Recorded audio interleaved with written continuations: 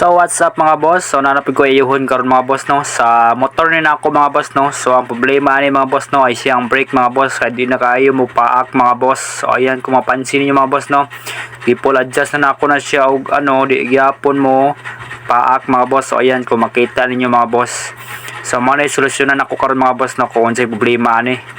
So ayan mga boss, so romano yung brake drum niya mga boss, so brake shoe niya mga boss no. So napansin ako mga boss, so medyo baga pa man siya mga boss no. So ayan, so feel na ko mga boss is dugay naman yung akong hub mga boss. So sa feel na ko mga boss is hilis na atong hub mga boss no. So pagkita na ito na diskarte mga boss no, paano na ito na siya pa paganahon mga boss no. So plano akong na mga boss is butangan ako sa shimming diri dapit mga boss no.